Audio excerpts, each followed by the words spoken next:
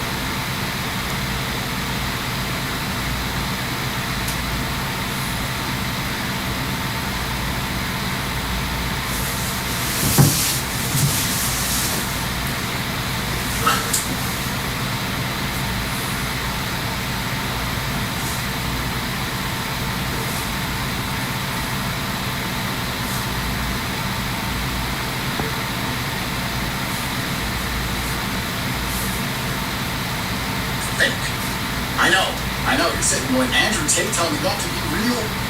But he's the top G, he's as real as it gets. Why doesn't he want me to be real? Most of you should become a lot more fake. I know, you're sitting going, Andrew Tate telling me not to be real. But he's the top G, he's as real as it gets. Why doesn't he want me to be real? Because you fucking suck. That's why, because you fucking suck. I spoke to someone the other day. They were boring and rude. And I was like, why are you so rude? And why is everything you say boring? Well, I don't want to be fake. Well, then maybe you should start. Maybe you should start being fake. Maybe you should change your whole personality. Maybe you should just act permanently. Maybe you should just fake it for the rest of your life. Because you know the real you is crap. The real you blows. Okay? I met the real you. And I wish you were fake. In fact, all of you should start being a lot more fake. Because you're all shit people. You know? If you have to fake smiling and being nice to others and being funny and not being a complete dickhead, then maybe you should just fake it. And then maybe people will like you. Maybe you'll have a better life. Maybe you can fake it till you make it. Most of you should become a lot more fake. Whatever kids everybody has is to preserve that and keep that going. So for me, I knew that this maximum payout, you know, is gonna take care of my family. Even if I'm not here, it's gonna take care of my family. You know what I'm saying? Just take care of me. You know, and I didn't know if I was gonna box again ever again. You know what I'm saying? You felt like that before the fight? Yeah, I felt like that before the fight. Like, I didn't know if I was gonna box again ever again. That's why I took so long out. Like, I took this long out. I didn't know if I was gonna box again or anything. So I was like, bro, I'm still gonna fight. You know, it's just it is what it is. Like, I'm not gonna make no excuses about it. I'm just gonna do what I do, and then whatever criticism come with it, whatever criticism come with it, bro. But at the end of the day, I'm doing it for a bigger picture. Like, you know, I was hard-headed to do stuff my way, so hey, I gotta be hard-headed too in this sense to, you know, put myself on the altar, man, sacrifice myself. I feel that, but what I don't feel is going into that camp. And whose job is it to pick the sparring partners and have that stuff on point? But dude, you can teach you, right? So when you're not sparring, what are you saying? You just work the mix. The whole time, you just work the mix. Like, you would think he would put on some gloves and have me like blocking shots and like, but it was none of that. I'm getting whooped right now. That's going on. That's crazy. So when you said the body didn't feel right, what did you feel? Just feeling weak, depleted, like just feeling out of it, bro. Like, I feel like even if I worked out, like I feel like I wouldn't get stronger. Like, I wasn't getting any muscles or even, it don't matter how much ad work I do, core work or whatever. Like, it just wasn't translating into, you know, a better performance or just me being just cut up, ripped up, and in shape and all this and that. I don't know, bro. The whole camp, it was just, I'll talk about it more when I'm done and I'm retired. Yeah. Like, I'll get into, like, real detail about it and stuff like that, because I got proof on certain things. Gotcha. But, it was just a whole messed up situation. Whatever it keep. Actually, good. That's crazy. You know what's looking for those at the top? So they don't look like a that's looking like Lil Wayne. You know that nigga look like Lil Wayne. Don't you like niggas with full sets? Like full sets?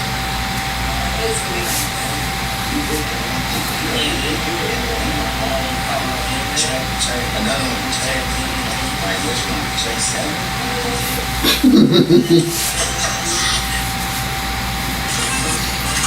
Lady, half of my children and excuse me? Half of my children and let me cook my food, nigga. You sound like one of them actors from Nemesis. Faster you act, the more successful you get. You don't need to act smart. You ain't need to work that hard. You need to work fast. Fast. I have an idea. Do it. I have an idea. Do it. I have an idea. Go.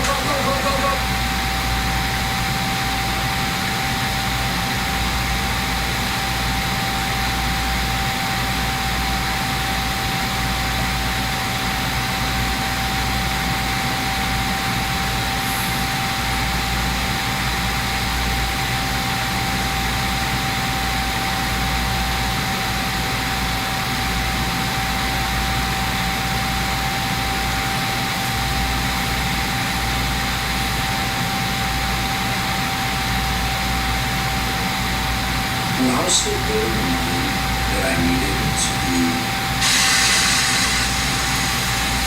Yo, but what sounds like that?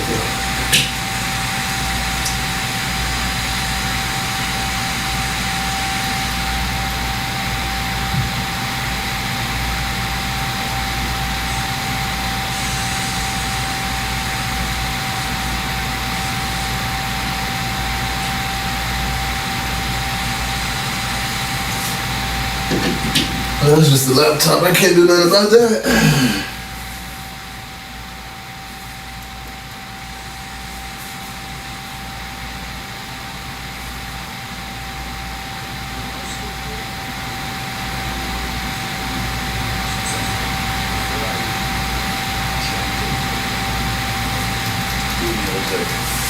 Do any of the things that it took to make a bunch of money.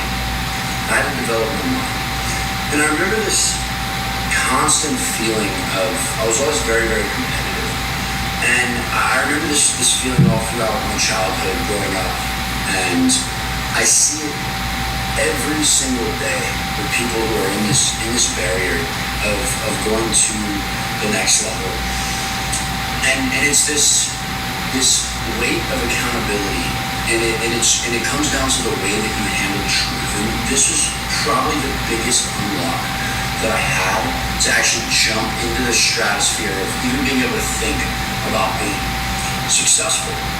And I remember just constantly, right before I really started to make that change and started waking up at 4 in the morning every single day, right before I started actually posting videos, I would film videos here and there, and I would kind of like film and I would watch myself, and I felt like I was projecting this identity that I wanted to be, but I wasn't that person, and I kind of felt like I was changing myself. And this led me to understand the mindset of a man who takes true 100% accountability. I've never met a man who is successful in any scenario. Every single billionaire I've ever met, every single dude I've ever met that makes millions of dollars, every single dude I've ever met that drives a supercar that's his, right? Every person I've ever met that has just a phenomenal mind and a very, very successful thought complex and has a really, really, really dialed pattern recognition skill.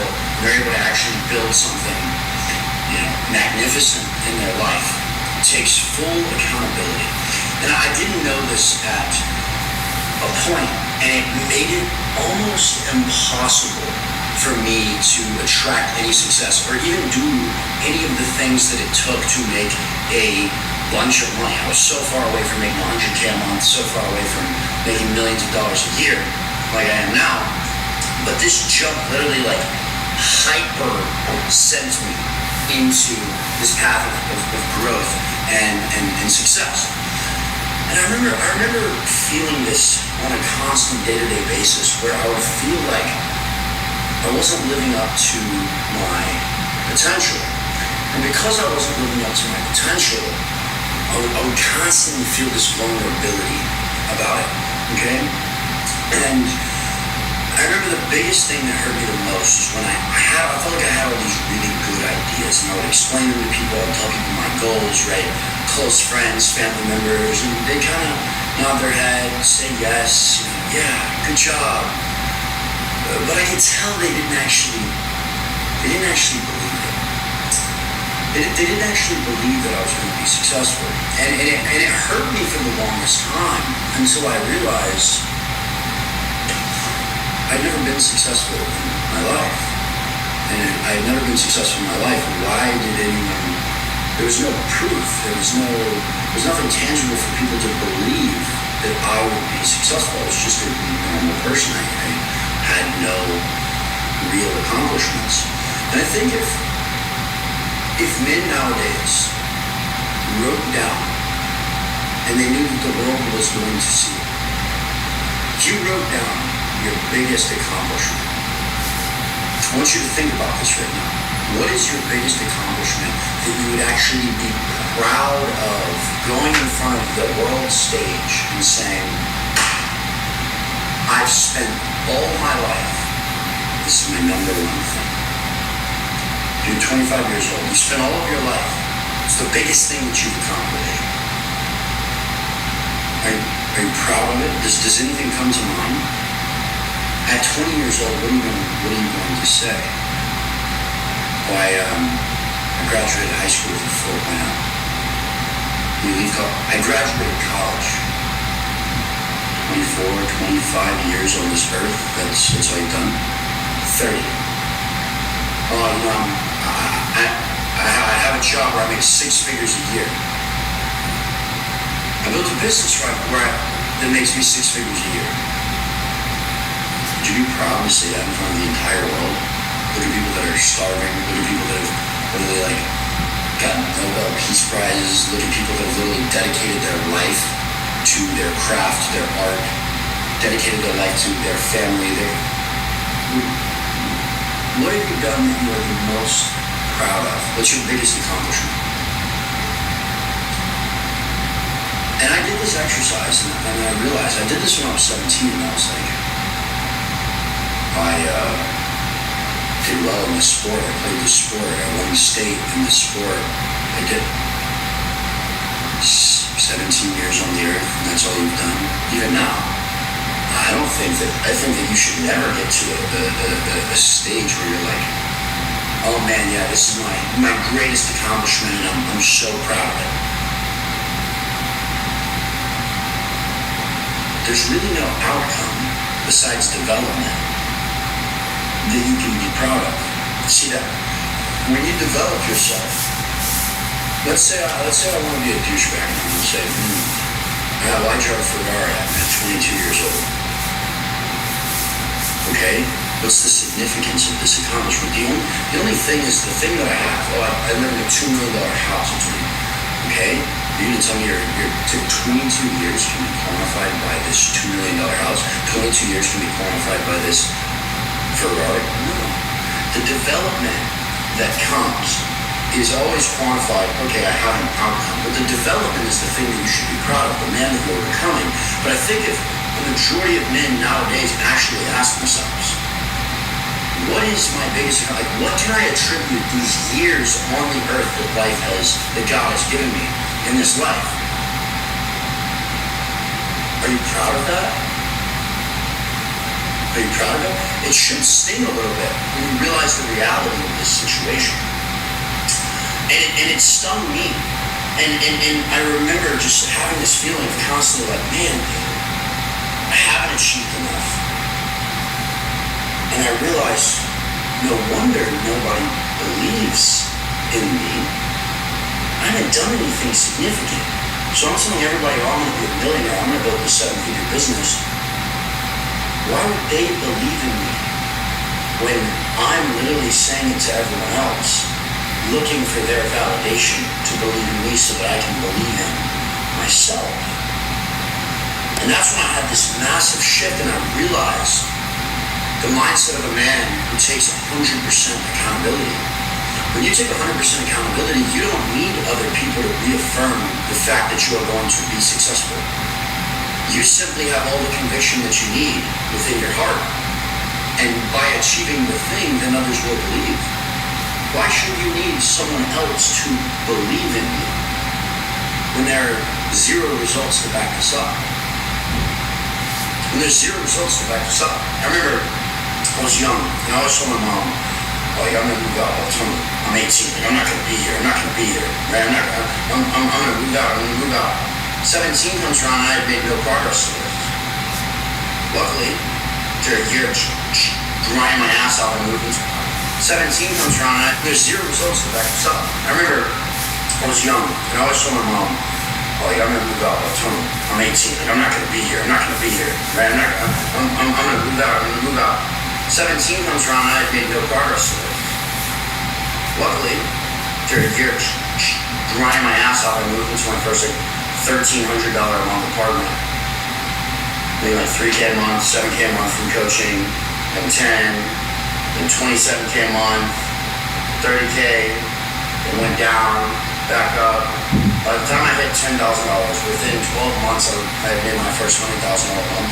From $100,000, 3 months later, 4 months later, I was making $400,000 a month, up and up. And I'll be able to say soon that we're doing $1 million a month, but none of these things do I sit here and label myself as. Because the only thing that makes a label actually important is all the things that fall under this label. Everybody wants a fast car, everybody wants a nice house, everybody wants an attractive, woman, right? Because usually society looks at these things as, they define who you are. But I know a lot of people smoking hot wives that are living a life that's not really congruent with what they portray. I know a lot of guys that make a shit ton of money online. They have this perfect aesthetic Instagram, and that their life doesn't actually match the identity that they're carrying. And I posted this video on Instagram and I said, how can you be a man in your 20s and you still live at your parents' house and you're happy? And I posted this as a social experiment. Within 30 minutes, comments this way, that way. Yeah, bro, my mom had cancer, but sorry I wasn't. It might sound vulgar. I'm not making, I would pray for this guy. I would put all of these different things with his situation, but what you have to understand is if someone speaks something, there is no truth in it. It cannot make you angry. If someone tells me before I build my business, you're not going to be successful, if I don't think that's true, it cannot make me angry. The only reason it made me so angry is because I thought maybe they're right, and I didn't like the fact that their testing of what I believe made me uncomfortable. This is the mindset of a man who takes 100% accountability. A man who takes 100% accountability knows that every single thing is his fault. And if every single thing is his fault, if something is not up to standard, well, who takes responsibility? He does. And if he takes responsibility of his life, then he knows that he can change it. So therefore, if somebody says, hey, why are you 25 years old and you're not a millionaire? He can either say, no, life has control of my circumstances and there's nothing that I can do. And he can go down this continuous loop of convicting himself. Or he can go, no, I have the potential. I know that every single person in this world can become a millionaire. And I haven't done the things that I need to. You're right, I need to work on it. See, only a man who takes 100% accountability, only a man who is guaranteed going to be successful can operate under this mindset. And so many people, you can literally see it. I understand now why there's this hierarchy of people who are successful and people who are not, because the successful people are just fucking tired. Just tired of seeing the shift from when I was in my car making videos at 4 in the morning. I used to go every day. I remember when I said I made $5,000 a month from coaching. No, you didn't. And I was like, okay. I have guys on a day-to-day basis, Ferraris, a rental, dudes in my comments all the time. You have a Dutch dude DM'd me the other day. You came from Sperry's, living in a three-story house.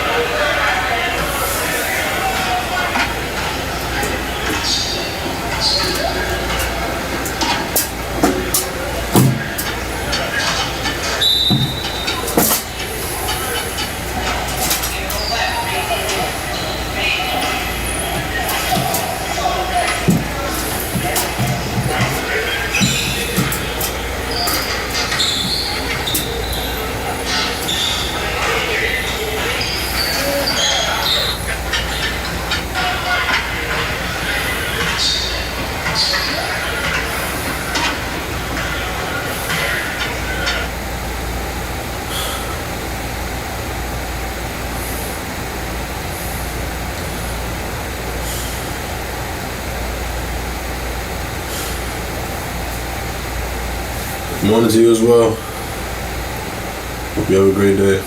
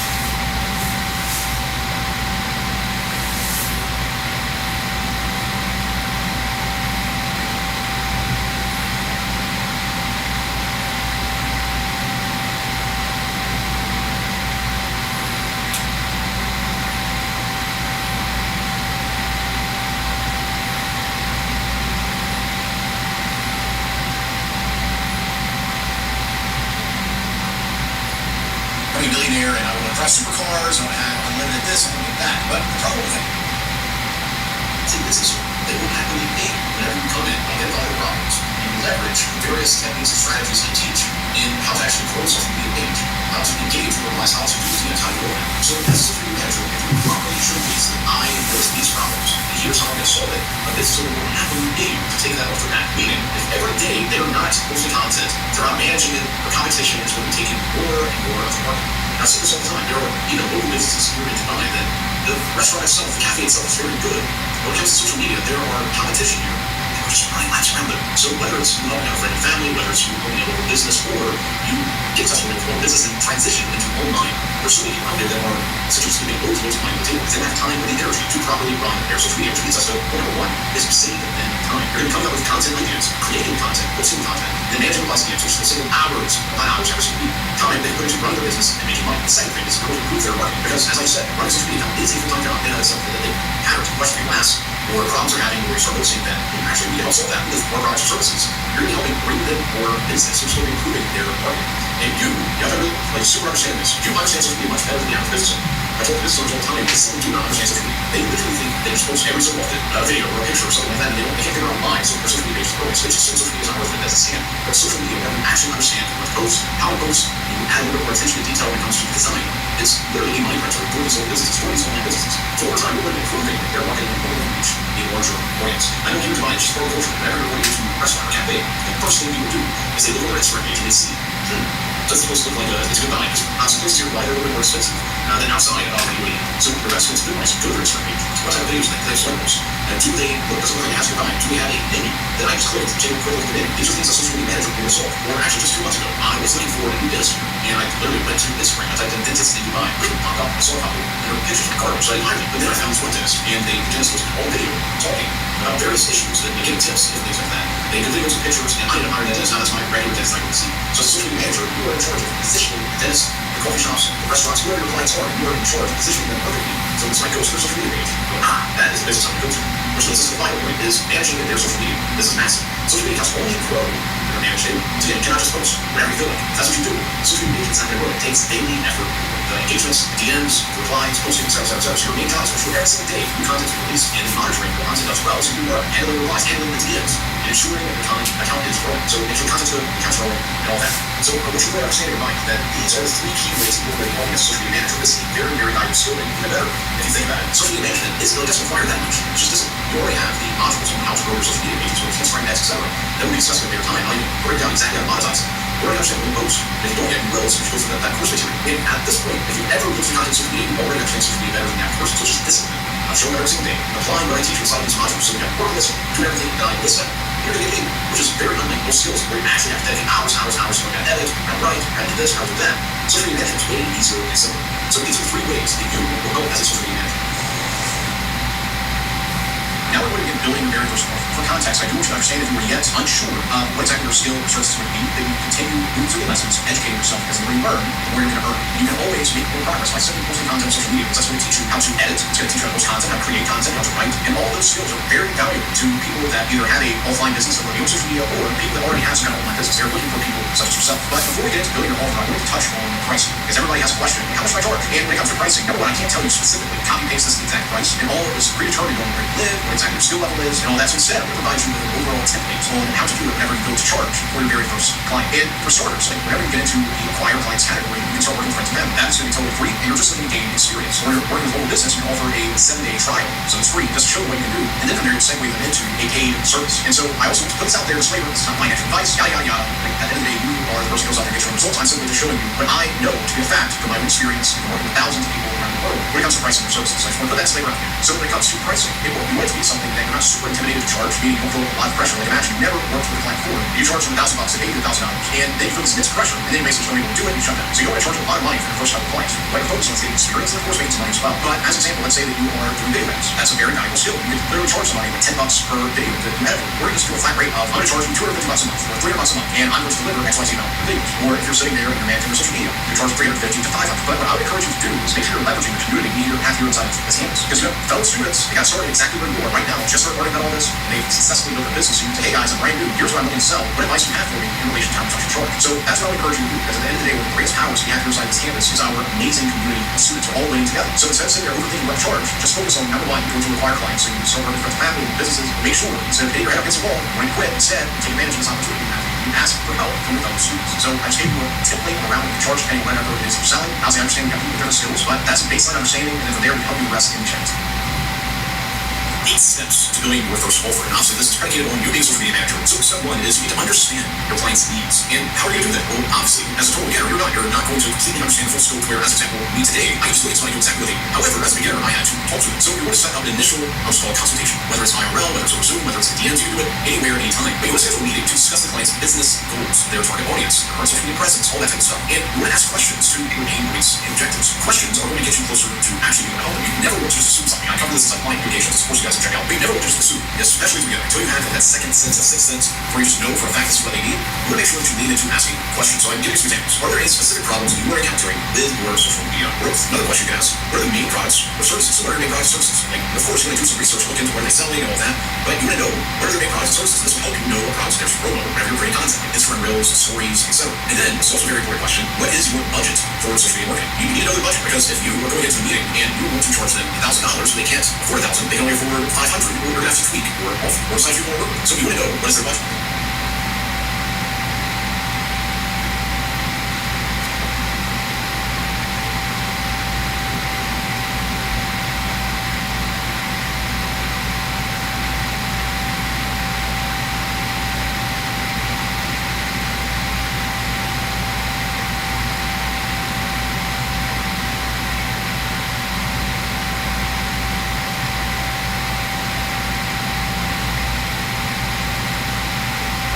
Next question is, what are your main competitors? Everybody on social media, they know other accounts that are doing better than them, or that they're directly competing in, that they know about, and they want to absolutely destroy. Now, of course, not everybody's going to have that like warrior mentality, but they at least are aware of, look at, see what they're doing better, they and your client, and then from there, you can help your client do better than them. That's going to give you a massive leverage, a massive advantage for this client. The next question that you can ask, what types of content do you feel resonate best with your audience? Now, they're probably not going to really know the answer to that, or it's going to give you some, well, no, I think it's this, but these questions, you can actually encounter, whether it's on the phone, whether it's IRL, whether it's the DMs, whether it's the text messages, the email, whatever. You can ask these types of questions so that you can understand what they actually need. Step number 2, research competitors. So, what are your main competitors? Now you know you're going to identify the client's main competitors and do this. Like I said, you can also just do this on your own.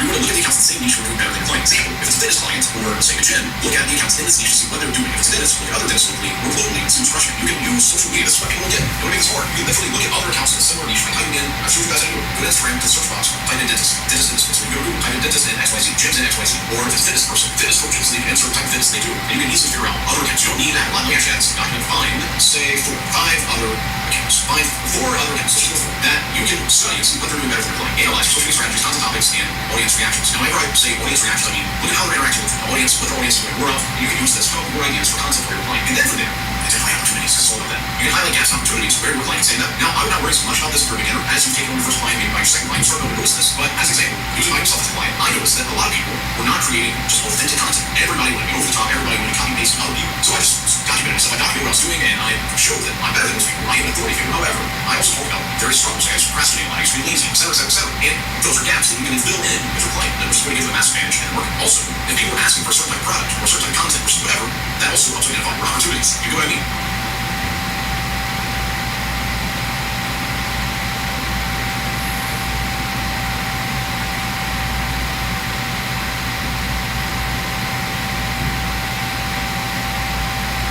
Steps to building your first offer. Obviously, this is predicated on you being social media. Step number 3, create a content strategy. Develop a content calendar outlining daily or weekly posts. And do not overthink this. I know some of you already started doing that. Don't overthink it. At the start, just focus on coming up with content topics for the lesson. So in the beginning, as a total beginner, I don't want you to worry about planning out content a week or a month in advance. Don't have to worry about that. Just focus on creating some content topics and sending it to them. So let's say 7 content topics. If you're go and look at what content they've already posted that's performed well and use that content. Let me give you an example. I know that a lot of people who follow me on Instagram were interested in Eastern Europe. How did I know this? Is it because I was just a genius or because I looked at the data? It was because I looked at the data and it kind of looks like a genius as well. But I saw that people, like a lot of views, my comments, and even DMs, were received from my personal account about my time in Eastern Europe. So I released another video about Eastern Europe. Surprise, surprise, it did well. I saw the same thing with Dubai. So this is another example. So identify and create content topics very easily. So look at what other content people bring out so well. I noticed that people, a lot of people, in fact, were loving to create content about Dubai. So I talked about 3 reasons why I moved to Dubai, 3 reasons why I like Dubai. Like I've had so many spin-offs of that piece of content, that content topic. So look at the content your client's already done that's got good views, and look at what other people are doing that is performing well, and have your client talk about it. That's so easy. It's such an easy way to come up with content topics for your clients. So the first goal is create 7 content topics. That's it. That's all you have to do. And then plan like a theme. And this was a little too big. So let's just go with the plan a theme. Go. So plan a feed, education posts, user-generated content, promotions, we can add in, so let's make it more simple. How-to posts, user-generated content, promotions, tips, before and after, behind the scenes. These are all different types of content people are really interested in. Now the next one is outline goals and KPIs. So essentially, in layman's terms, what that means is you want to set clear and measurable goals. I'm going to help increase your followers, you say by 10% 3 months. You say that, or as a total count.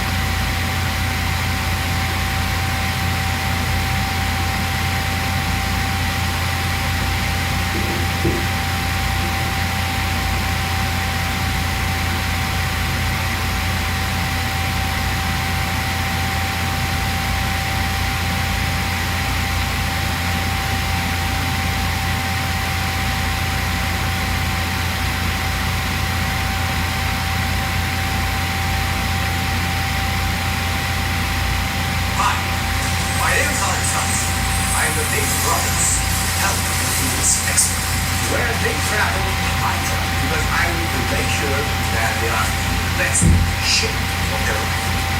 I'm also a professor inside the health and fitness campus. It's very important for you to understand that you are in the right place. Because in this campus, I will teach you how to build lean muscles, how to burn fat, and how to prevent diseases. You will be the best shape of your life. You have to choose between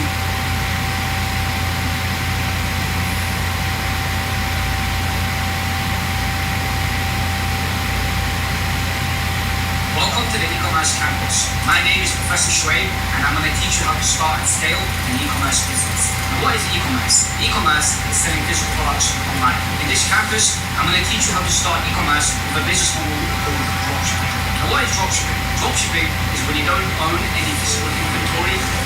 So traditionally, let's say you want to start a clothing brand, and in the beginning, to start that clothing brand, you have to buy 100 t-shirts. If those t-shirts didn't sell, you'd be left with all that inventory and all that money wasted. Or with dropshipping, you find a product, you add it to your store, and you run ads. And only when somebody buys from you, you go ahead and place the order with the dropshipping supplier. The supplier will ship the product to your, let's say you wanted to start a clothing brand, and in your store, and you run ads. And only when somebody buys from you, you go ahead and place the order with the dropshipping supplier. The supplier with all that money wasted. Or with dropshipping, you find a product, you add it to your store, and you run ads. And only when somebody buys from you, you go ahead and place the order with the dropshipping supplier. The supplier will ship the product to your customer, and you will have to physically touch or hold an inventory. Essentially, you're the middleman. In this course, I'm going to teach you how to start dropshipping with paid ads on Facebook and Instagram. So if this interests you, start going through the courses, and I'll be here to guide you step by step.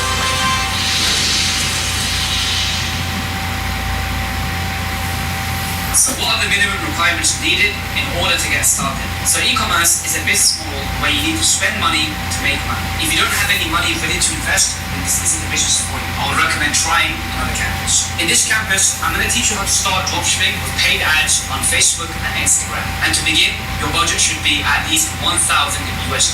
More money will most likely be needed later. You will spend this money on building your online store and running paid ads. Each product test should cost you between $100 to $150, and depending on your budget, you can test more products. Next, as you're selling products online, you need a payment processor in order to accept payments. And to get a payment processor, you need to be over the age of 18. If you're under 18, you have the permission of your parents, of a guardian, or anybody over 18, that's also fine. And finally, you need to live in a country with easy access to payment processing. Now, most of you will live in the USA, Europe, Australia, New Zealand, and the West. So most of you should have no issues. For everybody else, you need to do your own research in order to see if you can easily get payment processing. Some of you will need to open a business with your government in order to do so. So if you fit all these requirements and you have the money and you're ready to get started, continue along and keep going through the courses.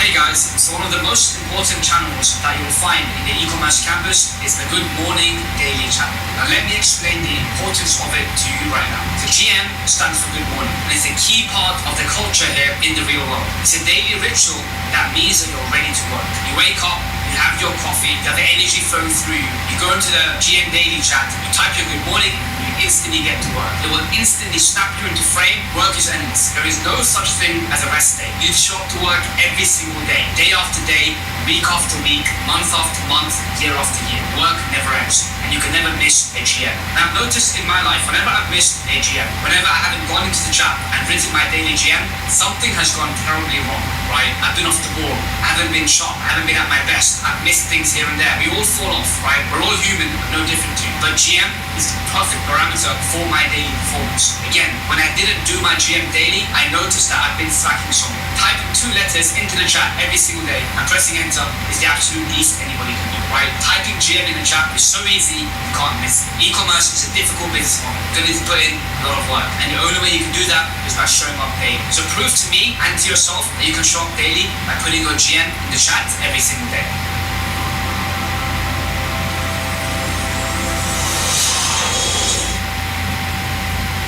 Hey guys, so following on from the previous lesson about the importance of your daily good morning, the next most important thing you need to do is use a daily checklist. A daily checklist is the most important tool that you will have in your belt in order to succeed in business. Business is war, and wars are won by winning the daily battle. So the biggest productivity hack I've ever used is the daily checklist. Every single night before bed, you need to know exactly what you need to do tomorrow in order to succeed. Remember, plan tomorrow today. We have a checklist feature here in the real world, and I expect all of you to start using it. Set up a list of all the daily tasks you need to do. Now, as you're just getting started in e-commerce and learning about this business, don't worry about not having a concrete game plan right now. That will come as you continue going through the lessons. But for now, start putting in daily tasks in there that you all should be doing already.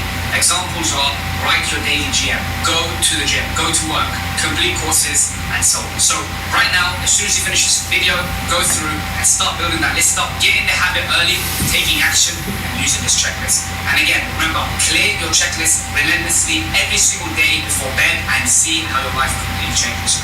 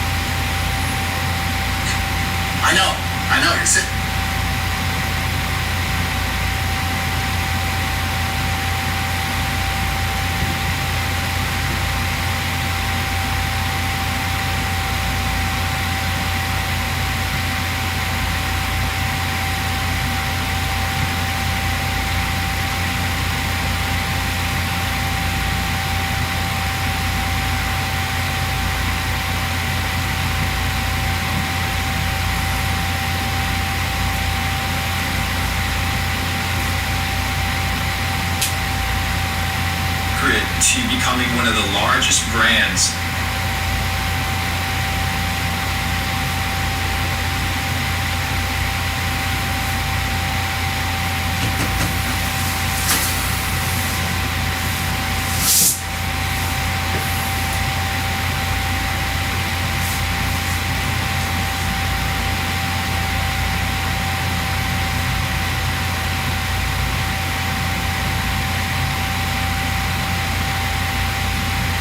Hey, there's a girl?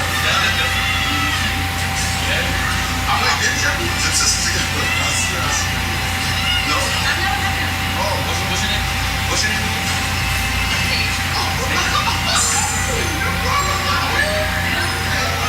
Mama's name?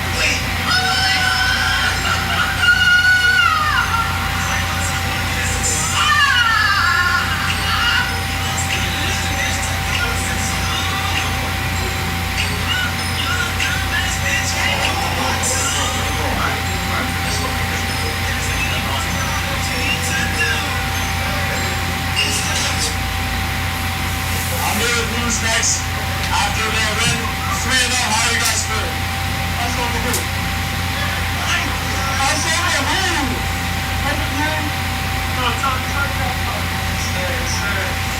Hey man, we get into today, both 2-0. Only one team go home undefeated though. We know that. Come on. Who's next? Who the best? Nigga, DJ Khaled. Fuck me up on God. Work that out. I'm excited right now. They can't hang with us at all. What do you guys think from this game going into the rest of the season? We the best. God, dude. Listen, after a game like this, obviously we're both from top teams in the league. It just shows nobody can go home undefeated. It's like, we just gotta keep playing, you know what I mean? But at the end of the day, it shows they can compete, we compete, and let it come out and win in the night. So we just gotta keep it going, we gotta keep it moving. Alright, last one message to the league. What do you guys say? We got a message to the league. I mean, it says it on the shirt. We ready. Who's next? Alright, we're ready first. Who's next?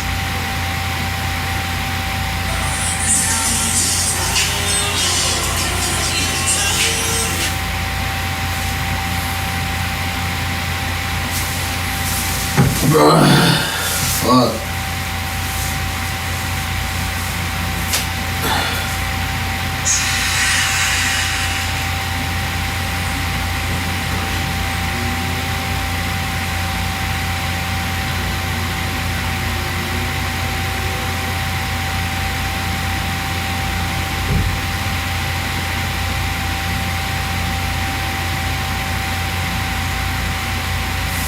Any day, bro.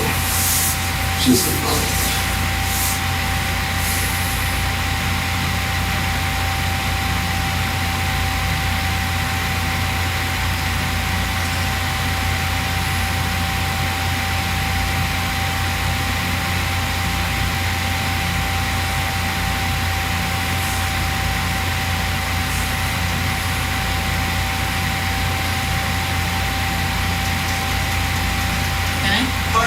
Okay, I just wanted to say a quick thank you for inviting us here. I feel like nobody really said it, so I just wanted to extend a little appreciation. Because like you guys really put in the work into getting us all together and setting this up, so thank you. Thanks, I appreciate that. So you said your mom hates me because I'm a twin.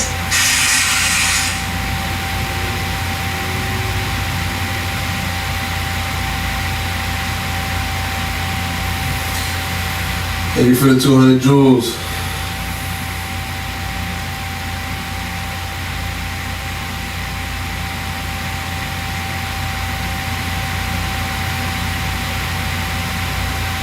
Well, there's some squats right now.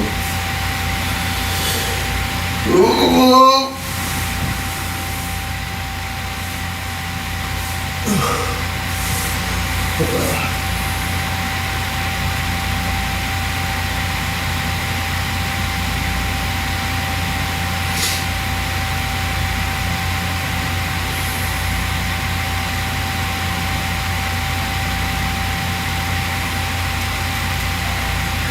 I just wanted to say a quick thank you for inviting us here. I feel like nobody really said it, so I just wanted to extend a little appreciation. Because like you guys really put in the work into getting us all together and setting this up. So thank you. Thanks, I appreciate that. So you said your mom hates me because I'm a Japan. Yeah, apparently. Well, no, that's because you're racist. But I just take that for myself because my mom has called me anti-Semitic before. So. Fair. Are you Peter? Me? Yeah. Only on Wednesdays. Okay, so you're chosen. Only on Wednesdays.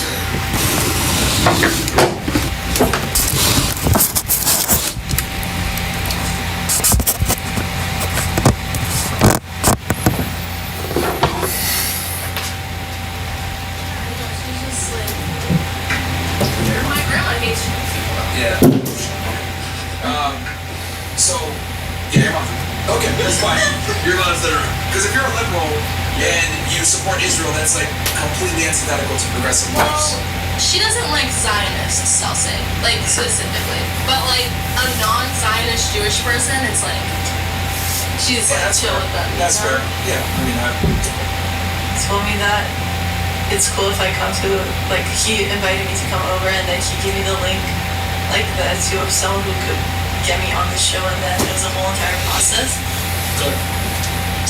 Okay. And I think it's really cool that you got me on here. Thank you. And So you did all that work, you still said we're well, say your friends more, but that's fine. No. So basically all I know is I saw some clips of you guys, and that's, like, about it. Oh, you see clips. Okay. So you don't come on. Like, not really. Like, Yeah. I think, but like, yeah, like what he mentioned, yeah.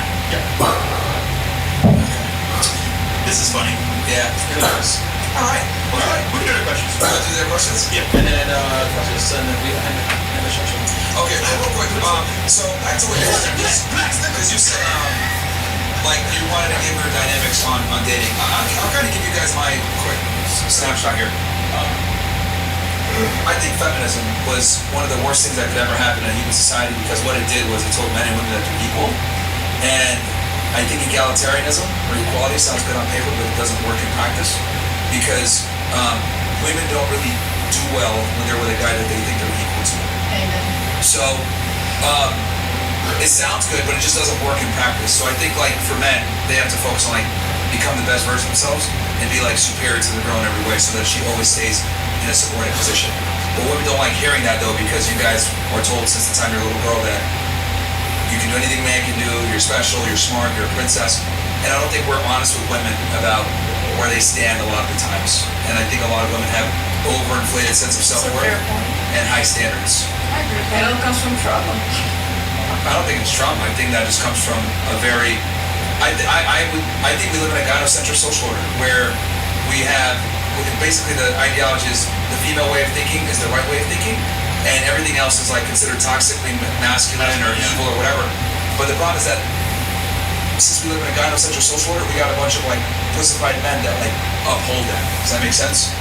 So like dudes will go ahead and do legislation and like allow abortion, for example, right? Because women want it, even though it's like not really productive for society. So that's what I mean when I say we live in a gynocentric social order enforced by male authority. So I don't know if you guys agree with that or not. And there's some countries that are ahead, like Germany, for example. You guys are still paying the well, which is crazy. Like Canada, you guys are like, you know, feminism has completely destroyed your country. That's why you guys are being overrun by Indians, right? Like Toronto was absolutely getting decimated by Indians. You guys probably can't admit this or don't want to say it because you don't want to come off as racist. But No, mass India immigration. 2.0. What was that? I said it's India 2.0. We all know it. Yeah, but then you gotta ask yourself, who allows mass immigration? The government. Yeah. Okay, who votes for the government?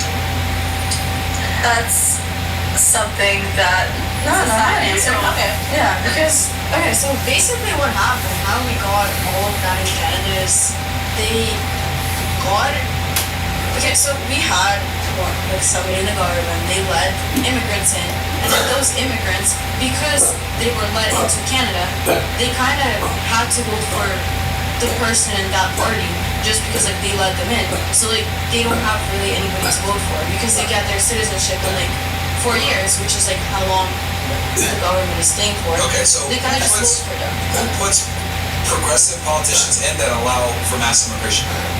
Can I add on this? Yeah, but ask a question real quick. That you can I want to say that it's not even the people who vote. It's usually like people of higher power who help other people come into high power in politics. If that makes any sense to you, I'm not gonna really It get doesn't, into but it. go ahead and say it. There's more Russia than in Canada. That's true. In Russia, it's like way more common. But in Canada, it's not only the citizens. It's lots of brainwashing. It's lots of manipulation to society. Because most people don't even know who they're voting for, especially in Canada. Plus, there's not much options.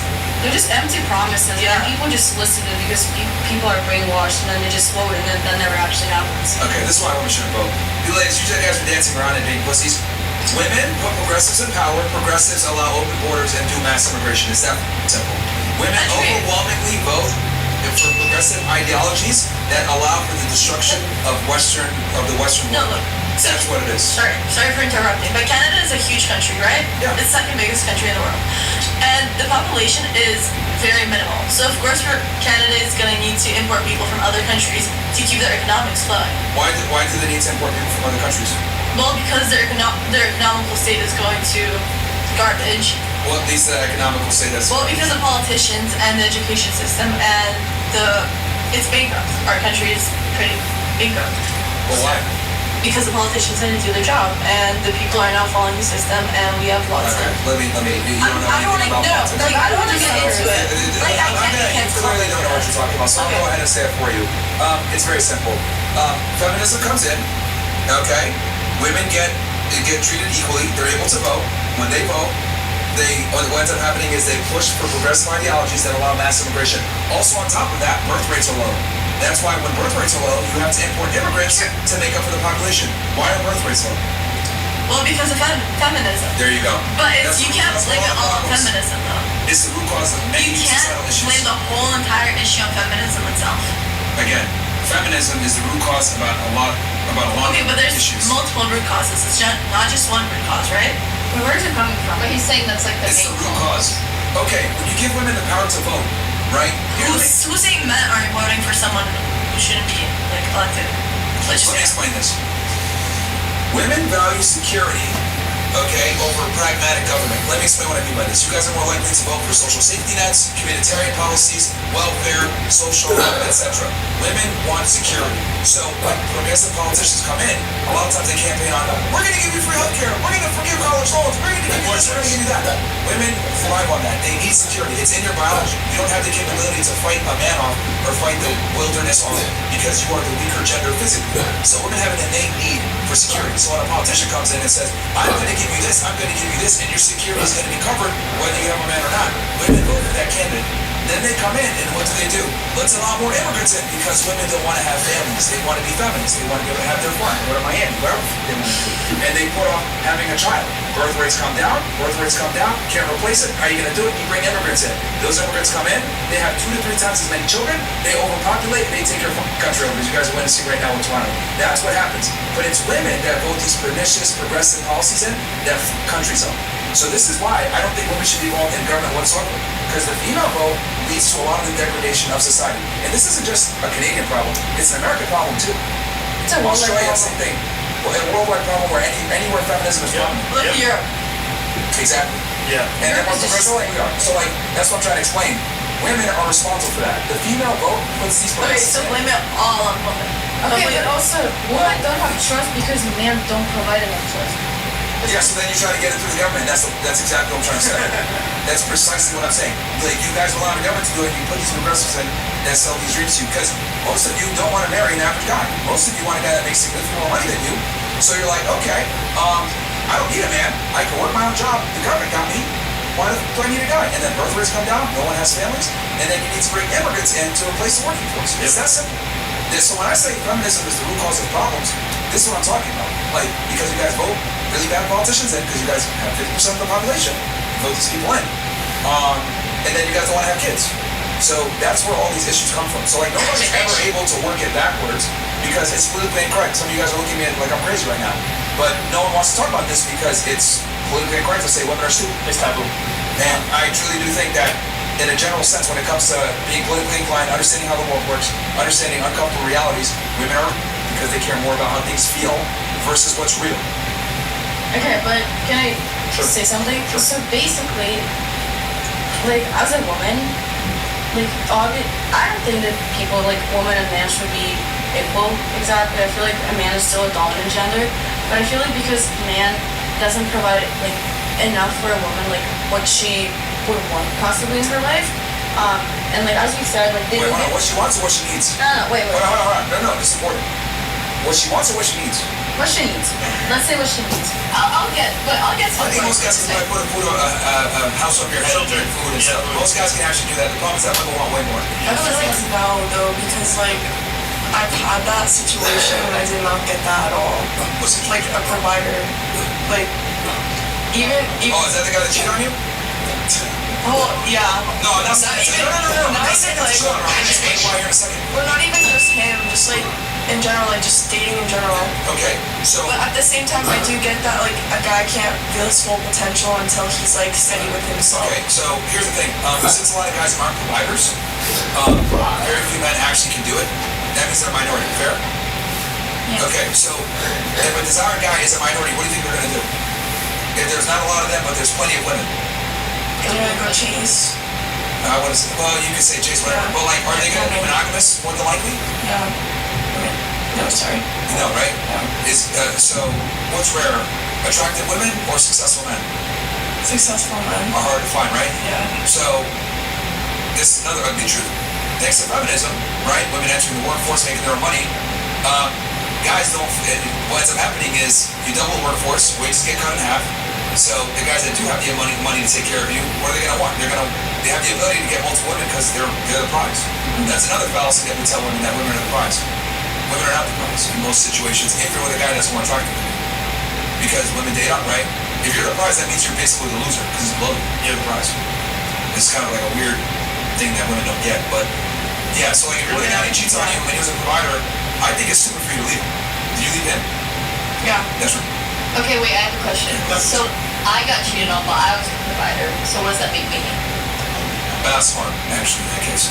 If they're gonna cheat on you, they need to be a provider. But he left me, like, Oh, he left you? I am in the way, yeah. Oh, you were the- No, so he left me for a single mother of two. Oh, shit, crazy. Oh, wait, so you were providing for him and he left you for 6 months? Yes. Oh, you Yeah. Absolutely nothing. He chose wrong, obviously. Yeah, something's off there. Wait, hold on. Was he black? Men don't usually Yes. leave women. He was black? Yeah, well, he was mixed. Oh, was it his baby? Was it his baby mom? No, so he doesn't take care of his kid. So Oh, he's right. taking Yeah. somewhat Wait, care of hold on, someone yeah, else's kids. Yes. Black. Wait, what? He has a kid? Yeah. Yo! Wait, I thought. Don't name drop. No, I'm not, but I thought that, like, he did with another. He has a 5-year-old and then one that's suspected to be his. So you chose a deadbeat dad to date. I grew up with him. Oh. Yeah, you can't make this shit up, bro. Okay, that's fine. So yeah, like the reason I'm not trying to poke funny by saying what I'm saying is like if you're with a guy that's a provider, there's a lot less of him than you, so like it doesn't make sense to leave him if he treated you well outside of the gym. Just being very pragmatic here. Say back to that or? You got the Zoe. Come on, Zoe. Me? What was the question? Well, it's not gonna hurt for leaving. Wait, what was it? Oh, me per. No, wait, no, I'm saying, like, what did you just say just now? Like, I thought you were talking to Zoe. Stupid. She was a guy, so Thank you that for that. obviously doesn't Now mine's apply. opposite. I was the Yeah, man. she's the opposite. Like, I was the man. Yeah. I'm saying for you, it was foolish for you to leave your guy who was a provider. I mean, at the same time, no, because he just wasn't also providing, like, the affection and, like, love and everything like a man should. Like, if you care about someone, you're gonna treat them with Did he care. work all the respect. time and not give you time like that? Is that what No. it was? Why are you zooming into my face? What was it then? Like, I think if he was providing for you, I would argue that's how men show affection. as your friend, I think you're dragging the providing because he was not Yeah. providing. Not, yeah, I wouldn't say he was, like, providing, no. Not at all. Money doesn't buy happiness. Money does buy happiness. Who said it? Yo, she said provider. You said it? Huh? Who said that money does Me. buy happiness? It does You- buy happiness, yeah. Why do you think so? Because I'm happy when I have money. Have you ever seen a broke person happy without money? Yeah, I have. And Have you ever honestly, seen this a rich sounds man not sad? bad. My dad. Actually, I'm not gonna get into it, whatever. Do it. Me? Yeah. My dad wasn't wealthy when he was growing up, but then he started. Going back to whatever. Yeah, so that's the issue with feminism. The feminism has pushed a lot of these issues. So you said you had something to say with that, with Canada and everything? I think he already covered most of it. To be real with you. All right, question. You tried to interrupt me like multiple times. I was like, No, sorry. Like you just kept yapping out on and on. Like I don't really disagree with what you said. but because you were trying to interject like multiple times, and I was trying to make my point about Well, I'm sorry. We already started talking about like baby mamas and like a whole entire different like topic. So we were answering his question. It was drama. I often wonder. See, and that's actually, what I had to use this as an example.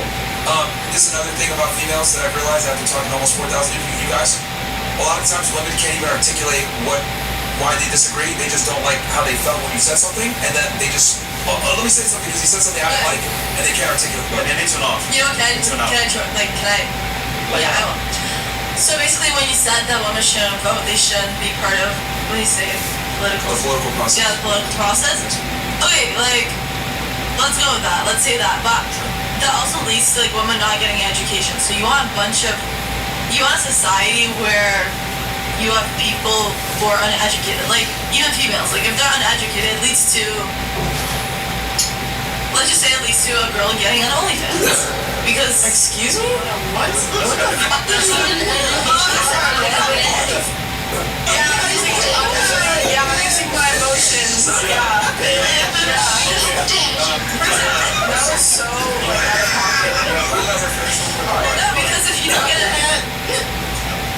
get an education and you don't have a degree and you cannot get a job, you kind of resort to either getting married, become an entrepreneur in any way possible. So to be clear, when you say education, is it acquiring a higher IQ and being intelligent, or is it about job acquisition? No, like IQ intelligence. Okay, so... And also job acquisition. It kind of comes one to one. Okay, I'll be extremely blunt with you.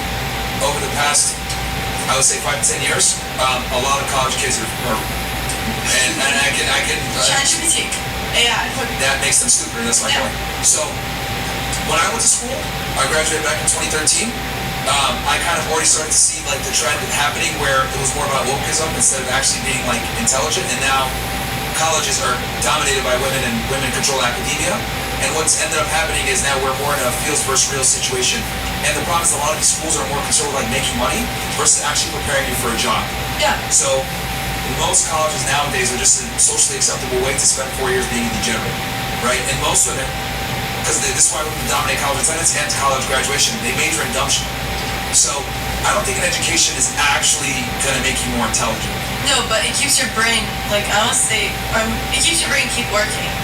You know what I mean? No, because if you just go around during the day. There's other ways that you can keep your brain active without necessarily pursuing. 100%. You could, but you still have to continue learning. But you said you use ChatGPT. You learn your own. Yeah, I said that people in college use AI and ChatGPT.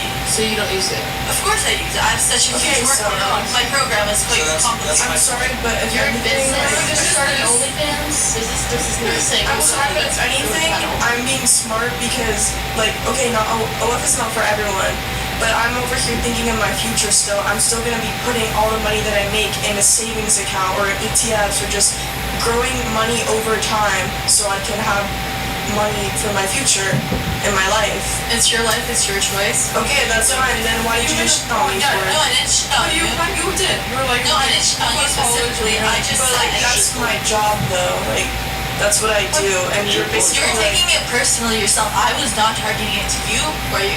I was just saying it as a blunt fact. Well, like, you could have just said anything else other than like. Well, I did. What is your opinion, you know? I mean, yeah, but.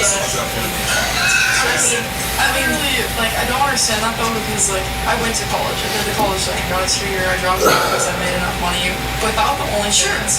And I didn't. What's your college degree, though? I have an associate's. I went for a 3rd year and then I dropped out. I literally just dropped out last semester.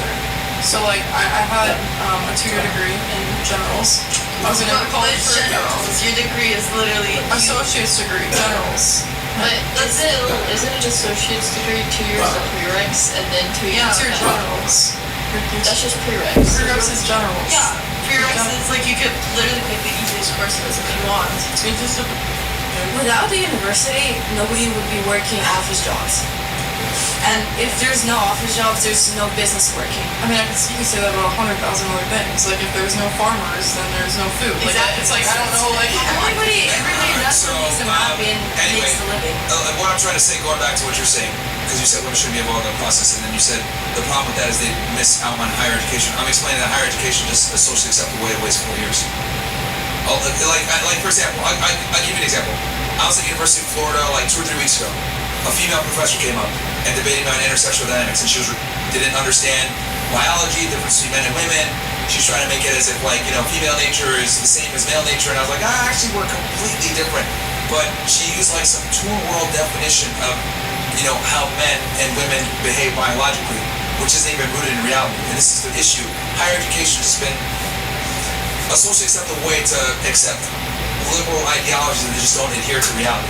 That's a degree she's teaching. That's her opinion. I don't know why her opinion is based on a degree. Like sometimes I'll get a professor and they You're missing the point. This is a professor or a TA that can't even understand inherent biological differences between the genders because she doesn't feel like it's right. Exactly. And that's the university's problem on hiring someone who doesn't understand the fact that a guy has a woman does not. I'm saying that because you use education as like your main thing, why women need to be able to do what they want. I'm saying the education system in itself is broken. That's what I'm saying. Okay, so I think it depends on the degree you're doing. Sure. I think that if you're doing something in humanities, you're probably just wasting 4 years. And who dominates humanities? Liberals. No, what gender? Women do. Women dominate college attendance, and they also dominate the useless degrees. There you go. Well, I'm sorry, I don't do that. Okay, just because you don't do that doesn't necessarily mean that other women don't do that. Well, that's what I was saying. I don't think there's a point. Well, for example, dominate degrees, they dominate college attendance, and that's just the truth. Art history. Yay. Sorry. This one's gonna get you a job. Sorry. Can I just pitch in? Yeah, sure. Women and men are very different biologically, innately. We have very big, especially the physical attributes and differences. But I wouldn't say it's fair to just dump down women that much. Like, yes, women and men have very different needs mentally, but I feel like we need to work together to build a society successfully. Like, you can't just. To be honest, we don't build society at all. Yeah. That's another fallacy. I'm an older woman. Sure. Let me explain because see. That was a joke. Women No, it's a bad joke. No, go ahead. women are more emotional. People together. Like if you, for example. And that's precisely why they don't build. Let me explain. Women are more concerned with people versus things. This is why That's a good thing though, that they can help them down. So women are more interested in people, men are more interested in things. When I say women don't build society, this is what I mean. You guys don't control or help with infrastructure. Women are construction workers, plumbers. They don't do anything with, desalination, anything about keeping the world going, electricians, power linemen. Women, basically, to be honest with you, the only thing we need you guys for is like procreation and propagating the society. Women aren't really useful in any other way. Now, and I hate people get mad when I say this, but it is the truth. Women offer society very little value outside of reproduction. No, but we do all the people work. We talk to the people, we know how to talk to them, we know how to communicate better. For example, if you go to like, I don't know, for example, you would see a woman sitting there on reception just like talking to you. Yeah, but is that required? Is that really needed? Yeah. I feel like she's trying to say. You get what I'm saying? Like, men still dominate the jobs that keep the world going, is my point. But we still need the people. If it was just the jobs, then we would have no society at all. Actually, we did. Feminism allowed women to enter the workforce, and that's what actually cut the wages. That's why you can't live on one income nowadays. Good job. That was a big part of feminism, was double the workforce, we could pay them less. Can I say? Sure, but... Yeah, but not all from the engineering stuff. There are like some things like cleaning water to get drinkable. They are like women more than men. So. No, women don't dominate that at all. That's all men. No, it's not. It's like in the a majority of engineers are men. It's geoengineering. What? Geoengineer from geoscience. Geoengineering? Geoengineering. Geology. Okay, I guess we could maybe look that up. But like, if we're going to talk about science, technology, engineering, and math, like STEM, men dominate all those fields. And they also dominate the blue-collar jobs that like keep the world going. Like, women don't provide, like, they don't... Okay. Are there women that can be engineers? Sure. Are there women that are smart and can be electricians, etc.? Sure. But can we rely on women to run a society? No, there's not enough of them because women simply aren't interested in these things. I completely agree with that. I understand that it's male-based, based on male-dominated. For example, I'm a STEM major myself. I know that it's very male. Cool. So if we had to allow a society where we needed like people like you, females like you, do you think we'd be able to progress? Cooked. Yeah, sorry. We'd be done. There's not enough of you to go around. There's not, yes, of course. But, okay, for example, do you want a wife in your work? Do you? What do you have to do? Sure, but... Well, a wife could usually do the cooking. Exactly, that's what I wanted. It's called weeds. Geoengineering is dominated by men. Sorry. Weeds. Yeah. So, good reps. yeah, you were saying what do we want? What dominated by men? Oh, yeah, do I want a wife? Yeah. So she could do her wife jobs. Okay, but like you... Yeah. Then you're just saying that we would never work as a society, but we're still milking it in some way, right? Exactly. Okay, when I say building up a society, I'm talking about... You're talking about infrastructure? Yes. I said that like it's big infrastructure. As in like the jobs that keep the world going, men dominate these. We don't need women for that. And I think women should be prioritizing a family, having kids, because that's what you guys are best at. I think women are just a shittier version of a male employee. Like why am I gonna I'll give you an example. Female sports. Who watches female sports? Nobody. But this is an example of like egalitarianism, like coming in and we just give them their own, like the WNBA. Let me give you an example. WNBA, right? We have WNBA, we have the NBA. The WNBA is negative every year, makes no money. So the NBA subsidizes it. Could you imagine if we had an NBA that didn't make money? Would anyone watch it? No. Would we subsidize it? No. But we allow female mediocrity because we want to make them feel good. And we don't just tell them the truth that like, you guys just suck at everything that we can do. We might as well just do it ourselves. I agree with that, but it's just because men are more interested in sports too. More interested in Men things. are more physical, right? Sure. So that's why you watch sports. And I understand that the WNBA is not watched at all. That's just an example of what I mean when I say like we give women like a chance when for what? Like they're basically we give them freebies. Women are not based on meritocracy in a lot of their different realms of competition. Sorry, this relates to your point in that men build society because we have a standard of excellence. Women don't have a standard of excellence when it comes to their ability to produce. I'll say it this way. Productive. Men build the society technically, but women keep it up emotionally. Yeah, we're cooked. Okay, so the building's up right now emotionally. Like, are we keeping this high rise right now? Is that because of female emotions? Let's go. We're doomed. I feel like she's trying to say like women uphold men, not society, but like I feel like you bitches is not upholding me. And then you have a woman who's doing. Men don't need women to be successful. And let's be honest, this is not upholding me. It's like we have to get to a certain point where you guys even notice this. Yeah. Like any guy that says like, oh, behind every strong man is a strong woman, that dude's like he's just saying that to make his wife feel like she's useful. Like honestly speaking, like men have to build themselves up before we even get a chance to date you guys. When you guys walk around, most men are probably invisible to you. You don't even look at them. You ever see guys who at the register? Like no, yeah. I mean, like so, like Rip Ross had a song, right? He mentioned this is when we're shooting in the gym. You get us after the gym. We finish working out. Yeah, like facts. Normally. You know what I mean? So it's like when women say this stuff, it's like it's not like it's easy for you guys to say that because like you guys don't actually have to compete for mating privileges. We have to compete to mate. Does that make sense? You just exist and you're able to get a guy. You show up. But like for us, it's like we actually have to build ourselves up to even get a chance for a girl to look at us. I think that's not true though, because I've been with someone. I'm sorry. Okay. Go ahead. No, go ahead. No, because I've been with someone who like didn't have nothing before, not even like the best looking, Sure. and it was mostly just about like how they are and how they treat me as a person. And How long did that relationship last? I mean, almost a year. Wait, I know. Almost a year. They're with someone else. Okay, but wait, ask me. Did you break up with him? No. Can't. Yeah. Why? We just didn't. The line. Really fast. So, why you didn't lie? Why did you guys lie? Why didn't you lie? Nah, I weightlifting as well. But calisthenics, man. Arms, it's not the bicep. Arms is the tricep. You get your arms bigger by working on your triceps. That's the biggest part of your arm. It's not really your bicep. So push-ups. Do a lot of push-ups.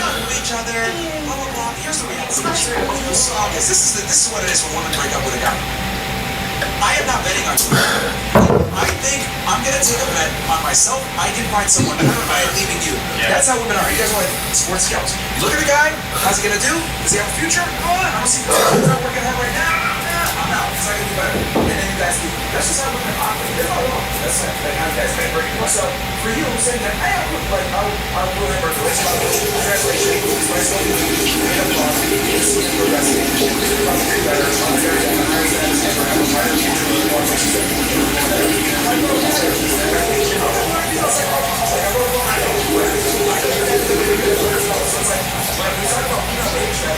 let's be extremely blunt. Women are opportunists when it comes to dating. When I got so many makes more money, you have success, and smarter, etc. You don't want that from people. That's all about it. When one says, I'm an equal. You this girl here, arguing for progressivism. Didn't you say a second ago you're making these high standards? It's a big one until it's about making a guy now. So when we're saying this stupid bullshit about equality and egalitarianism, it's a lie. Because the next sentence, I'm picky.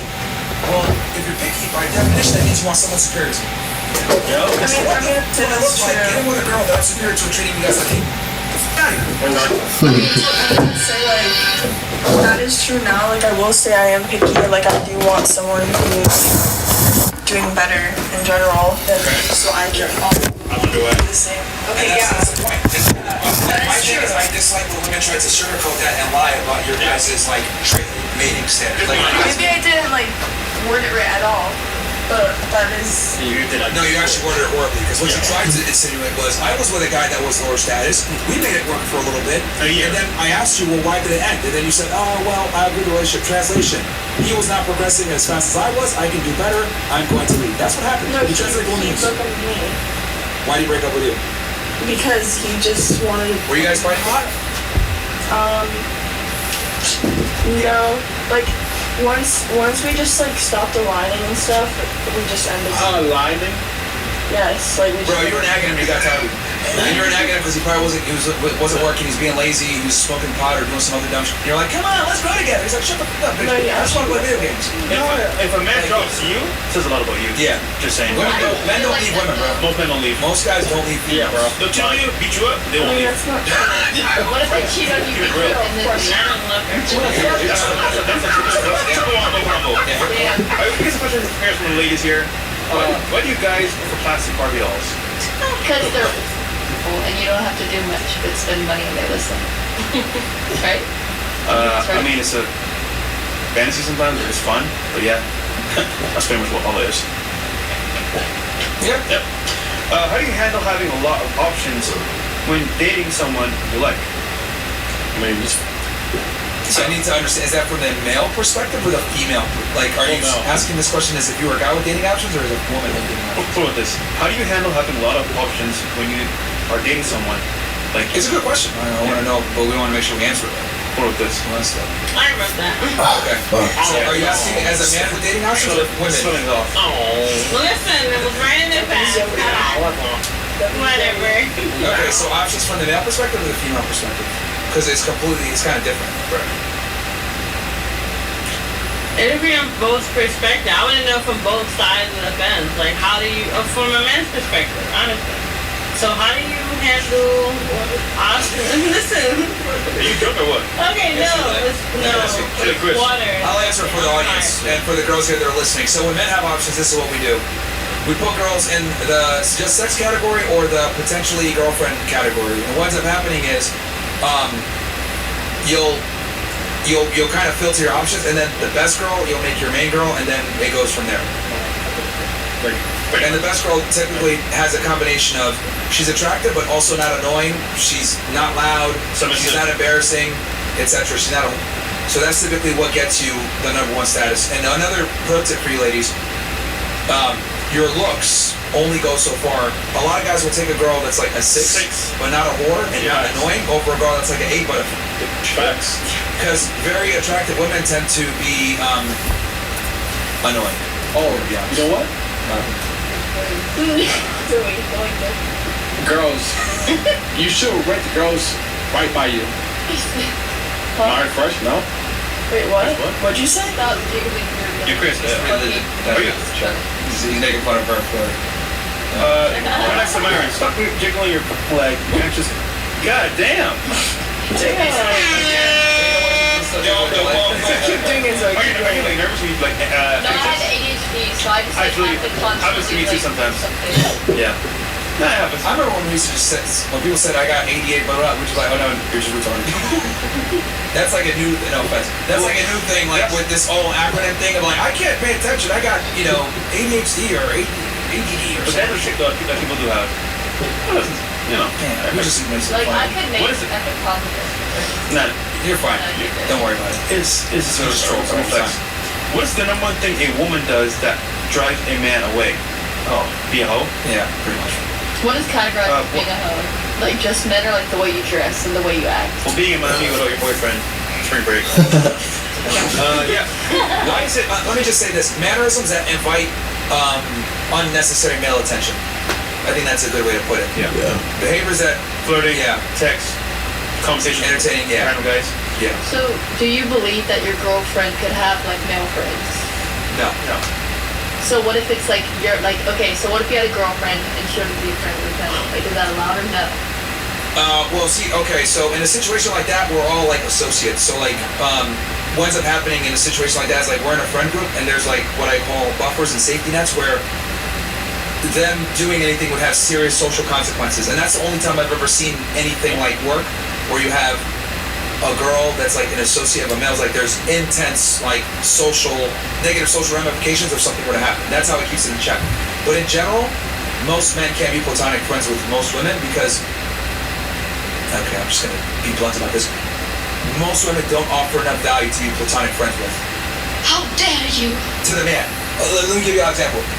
When a woman's a platonic friend with a guy, she gets boyfriend energy, he'll hang out with her, he'll listen to her problems, he's almost like a free security guard. She's able to get all the benefits of a boyfriend without actually having sex with him.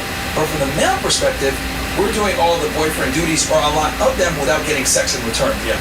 Because I guess the thing with women, right, it's your greatest gift and your greatest curse. A woman's main agency is her sexuality. So if she's not you're not getting the best from her, right? Because women can only submit to one man, realistically speaking. So, but with a guy, if we're not having sex with you, we can give you value in other ways. Does that make sense? So, okay, you know what? Hold on. I'll make this better for the women to understand. Let's go into the scenario, ladies. Can somebody give me the dream world thing real fast? Okay, we're gonna start right here. Let's say you had a guy that only hit you up at 2 o'clock in the morning for sex. How would that make you feel? He never hits you up for anything else. Never says, I'm going to go around the table on this, by the way. He never hits you up for anything else. Only hits you up at 2 a.m. for sex. Never asks how you're doing. Never wants to go out with you. Never wants to go out public. Never wants to do anything. How'd that make you feel? I would probably like not talk to him Why? Or you wouldn't continue talking to him? Why not? because it's ridiculous. That's just him using me for my body. Fair. What about you? How'd that make you feel? It just really depends on how I feel that day. Okay. But would you stay in there long term? Like if I liked him, or just I mean, you guys are only hooking up at 2 a.m. Would you get tired of that at some point or no? So, yeah. Eventually leave? Okay. Yeah. What about you? How'd you feel if a guy only hit you up at 2 a.m. just for sex, never like really talks to you that much? Of course, I'm really concerned. Why? I don't like to feel used for my body. Fair. But What I about- also, I don't know, for example, like if two gay men, like if a man hit up another man at 2 a.m., he would also probably get tired of hitting. We'll revisit that. What about you? I would feel annoyed and block him because I don't want. Yeah, I block. she does once. Fair. What about you? I guess it depends on the season. I guess it depends on like what kind of like stage of my life I'm at. Like, I don't know. But do you think at that stage in your life, fair, let's say you're on your fun stage. How long would that fun stage last with this guy that's only hitting you up at 2 a.m. to have sex and nothing else? Until I found something new. Every day. Okay, so you would be actively looking for a replacement. I think like in those like I've been like I know recording before like I Yeah. but like it's like right as it like stopped happening with everybody is like when I was actually looking for like an actual Fair. man in my Why life. were you looking for the other individual? Because I knew I could never get that from him. Okay. What about you? How would you feel if a guy only hit you up at 2 o'clock in the morning for sex only, nothing else? I would feel like strange. Like he just Fair. got me. Alright, what about you? How would you feel if a guy only hit you up at 2 o'clock in the morning for sex and nothing else? I just feel like grossed out with him and just not talk to him. Stops? Fair. What about you, Miss Russia? How would you feel if you know, a guy on the age over 2 in the morning for sex? One more thing. I feel used and as if I'm like a prostitute to him. Okay. All right. What about you? Absolutely not. Why not? I've done it before, so I don't know. I'd like to run against it. No, that's fine. No, beautiful. You've done it before. How did you feel after, and why did you end it? I genuinely felt great. Okay, I didn't. It's still happening. But all right. Okay, let's go with that. No. Let's go with that. Do you think this is gonna last though? Yeah. But like, I don't want anything out of him. Like. Okay. Love if something better comes along, are you gonna continue to have sex with him? No. Well, stop.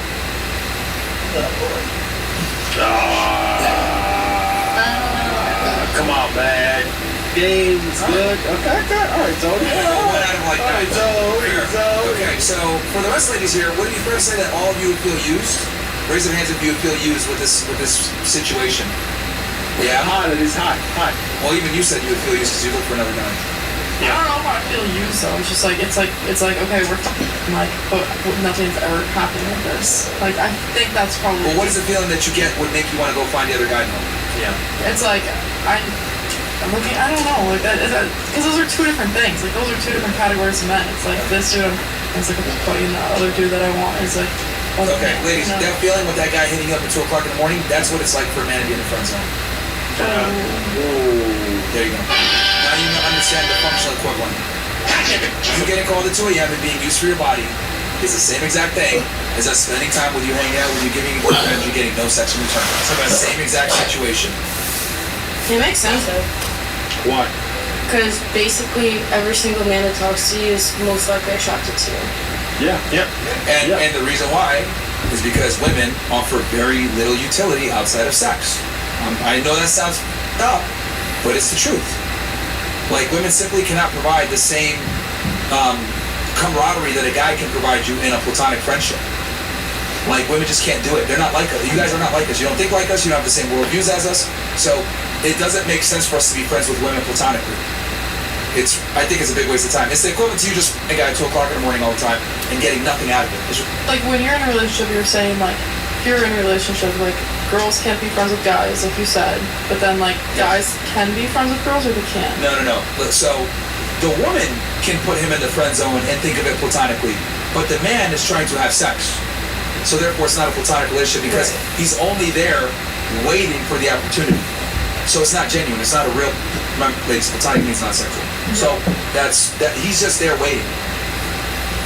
But it's like, okay, so you're dating somebody like, and the girl has like, you know, with like the girl having guy friends, but like, but like the guy can be friends with girls. That's what I'm trying to like. I'm just trying to get like a straight answer. Like it's like can my boyfriend be friends with other girls? Yeah. Oh, okay. I see what you're saying. Yeah. So you're saying like, is it a double standard for? Yeah. So look, I'm under the like, to be honest with you, in my thing, and I think all men should strive for this. They don't have to practice, but I think they should strive. I think every guy should have the capability of being polygamous. Now, let me explain what I mean. You see, you should look at me crazy. Let me explain why I'm saying this. Women only respect men that have other women. Yeah. Unfortunately, it's a part of your psychology. You guys don't believe me? Sure. Let's go through it real fast. We're gonna start here and work our way around. You meet a guy at a club, right? And he says, "Hey, I'm having a house party. Blah blah blah. I want you to come. You think he's cute? You think he's attractive? You show up and you bring 5 of your girlfriends, right?" Scenario 1. You walk in. There's 100 guys, 10 girls. Scenario 2. You walk in, 100 girls, 10 guys. Are you staying or leaving? If it's the 100 guys and the 10 girls. Okay, let's go through this one more time, ladies. Okay, let's go through this one more time. Here's the scenario. You meet a cute guy at the club. "Hey, I'm having a house party tomorrow in my mansion. Bring your friends." You say, "Awesome. You want to see him again." You show up at the house party, the mansion party. That's the story, right? Now, 2 scenarios. Scenario 1, 100 men, 10 girls.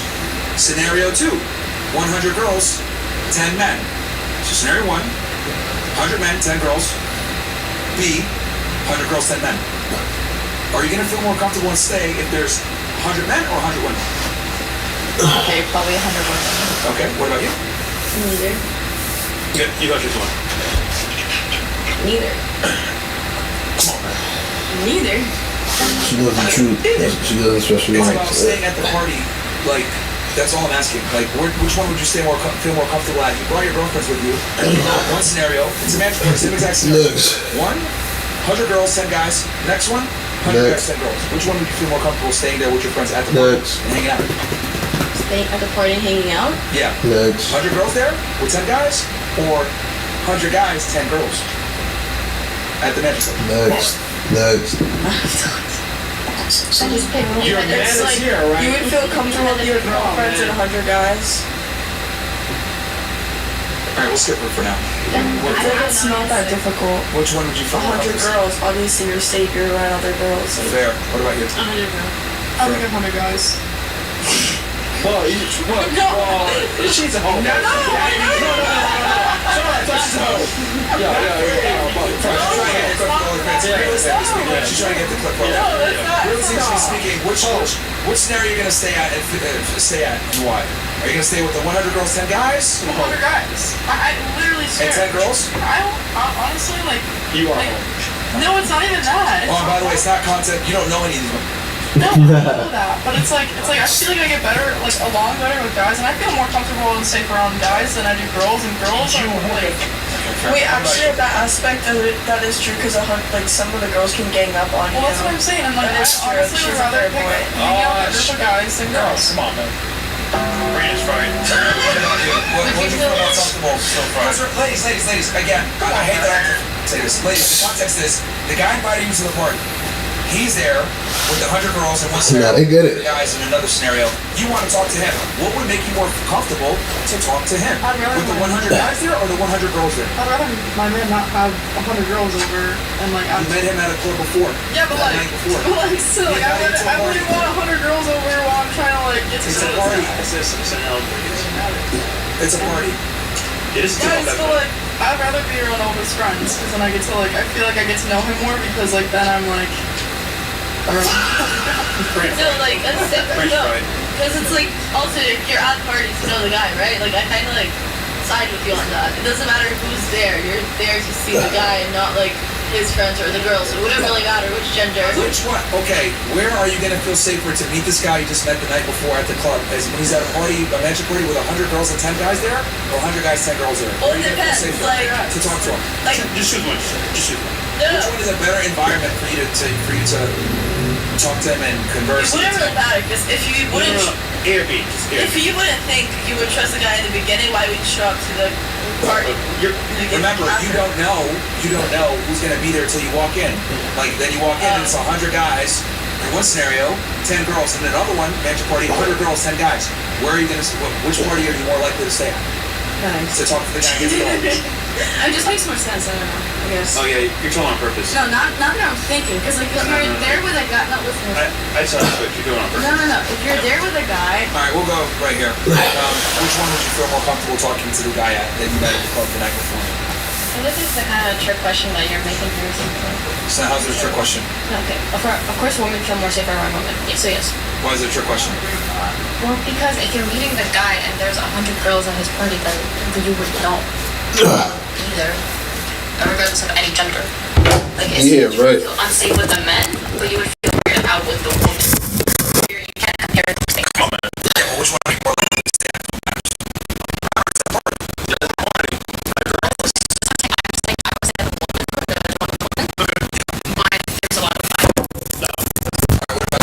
Which one would you stay at? Fair. What about you? 100 guys. Hey guys, think about like when a man invites you somewhere, you don't text your homeboys, you don't text your friends and say, hey, but that's for you. Alright, ladies, do you remember how this conversation started? You guys go clubbing, right? Like if you go clubbing, for example, no, you guys are all good. Right. Okay, so again, teach you clubbing, so basically making clubbing. After the party, it's guys. So basically you're choosing to put yourself in a room full of men. Here you're sitting there, you're choosing to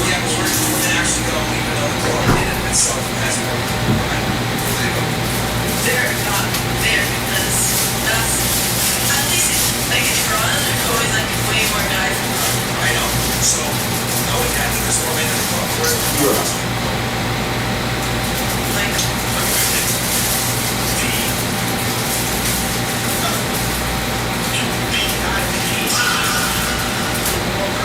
Infection. sure. Sorry, I didn't think of it. Yeah. It's fine. It's fine. So they don't have to. That's it. So, like, it's an extremely the whole reason I even asked you guys this was I said, women need social proof to find a guy attractive. Remember how this started? I said, you need to be polygamous when you have the ability to be polygamous, which means have multiple girlfriends. Remember that? That's how this all started? Oh, you're ready to fight right now? Yeah. Okay. There you go. No, so, again, I'll go through this one more time. And honestly, this is the most you guys want to listen, I'm going to give you probably some of the most based on what I said, just how biology works. Women want men that have other women. Okay? It's always been this way. This is why, oh, it's not true? Okay, why have only 40% of men procreated while 90% of women procreated since the beginning of human history? Good question, I don't know. But all I know is that I do not want to dance with another woman. Sure, fantastic. That's still the answer. It's just a choice, but like that's another thing. So, okay, going back to what I was saying. Women find men that can attract other women as attractive. Okay? It is what it is. It's a biological thing. There is survival, it's pre-selection, etc. So when you meet the guy at the club, he's cute, you talk to him, and he says, come to my party. And then you go to the party, you see a bunch of women there, inadvertently in the back of your mind, you're going to feel safe. If you feel safe, you're like, I am calling you the party, stand off, and you show them if you show them that other guys there, you don't know them. That's kind of weird and dangerous because men are capable of that. You might not like the girls, you might find out later that you might get charged with the girls. But the point is that at first glance, you're going to feel safe because there's other women there. Weirdo, creepy guys, a lot of the times, cannot have a big out party of 100 girls. So he's at least checked that off where he's able to make it look social. So you will stay there and talk to them longer than you would. And you have 100 guys there. So there's 100 guys there. Something's wrong here. This is weird. You have to end. So, and the thing is that women don't even realize this, that the men have other men. Club example. And then I throw a list in. Okay, there's 4 guys in the club. Where the fuck are the women in the club? There's 20 guys. They're at the VIP. And at the VIP, what's the ratio? There's only a few guys, pay for the models, and a majority of women. So what does this prove? That women are attracted to men that have other women. Sorry to interrupt you, but like, as someone who's from like that city, I want to say most VIP sections are now full of just men. I am 20. Fantastic. So let me ask you this then. How do you know that the VIPs are filled with men? Because usually I know most promoters in my city, so I would know. You're basically right that you went there in the first place. So, just again, like, you went there in the first place and you were able to ask for saying that. Do you not understand? No, like I go to clubs at like on the weekends at least, but like, and I know the people promoting clubs, and I walk into the booth and it's mainly men. It's just a good point that the VIP in itself, you went there because there's higher perceived status for the men. So you're gonna go there because it's like, okay. For example, if there's ugly coming out of VIP, guys are gonna go there because of their status. They're ugly. But for women, if there's ugly dudes in the VIP, y'all will still go there because status means a lot of you guys. Okay, so for me personally, when I first started clubbing, yes, it did matter. Now I walk and I see baby, I'm like, whatever. Oh my goodness. Minutes and I'll just go on and walk around the city because I don't talking about your manager experience. I'm talking about see, this is what, look, and women need to be educated. No, I'm not being honest with you. VIP sections are boring. What you guys are talking about, we're, educated, we're smart, blah, blah. You guys can't even understand an analogy or some basic critical thinking. It's cooked. This is what I mean. Like, she's been the only one that's been able to track. Like, what the hell's going on here? Like, everyone else looks good. It's like, it's just say something. This is the new generation. Oh, you know what? It's interesting. She's in engineering, right? Where are you in? You're at STEM. So you're literally proving yourself better wrong. No. You're saying that women shouldn't get an education. No, she. You know what? How many of her are there, and then how many of you? There's been only one woman that's really been able to analyze some of these critical thinking things. It's the one girl that tends to be more probably more logically dominant on the left side of her right. Okay? Which is a more male tendency. So she's been able to follow along on you now. So I'm talking about pressing people from I don't know until I got And guess what? She's the minority. Most women don't have that capability. Yeah. Are you guys doing up? Don't let. That's what I thought. Alright, what are you gonna say? Back to the analogy. Sure. I think that the woman would feel safer just because there's other women, not because the man is surrounded by women. Like, it has nothing to do. That's my point. But you're saying that the woman would trust the man more because there's women, but no, they would just feel safer around them. But they wouldn't Okay. trust them. You have sex with a random, like a random stranger that's dangerous or whatever. What's the prerequisite to have sex? And comfort and safety. Safe on it, right? Yeah, it's with that, yes. Exactly. So what you don't realize is he had those 100 women there, and it inadvertently made you feel safe. Like obviously, it's not conscious, but you come in, but your defense is down because it's like, oh, he has 100 girls here. Okay, I can relax and let me get to know this people. That's so important. See now, look at it. Let me say this. When you go to a restaurant, you go with the chef is doing in the back. You just enjoy the food, right? That's exactly what the male experience is for. We have to be the chefs in the back, on the salt, doing all this extra shit. We just enjoy that product. We don't understand the work it took to make ourselves even attractive enough in this situation where you want to go to a restaurant and eat our food. You don't know. They'll be able to buy, importing certain waters, sparkling waters, importing, these spices and shit like that. Women just enjoy the end product. So you show up and you're like, I'm not saying there's 100 girls here. What you don't know is he had to set that up so they will look a certain way so you feel comfortable so you can run his risk. That's also not our fault that we just don't feel safe around them because you guys tend to be violent sometimes. That's not the point. The point I'm trying to make, I'm not arguing with you about the safety. I'm just arguing that there's nothing else I can say. My point is that men must create the safety first before attraction can come.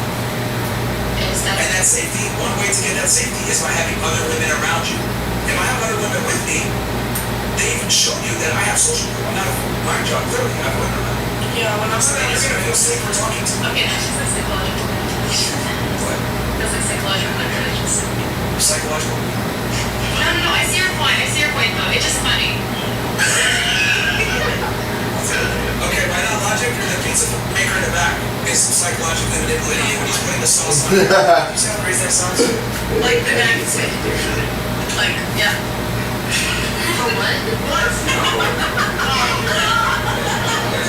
Logically manipulating you when he's putting the sauce on it and everything. Like, you see how crazy that sounds? Like the guy can say, like, yeah. What?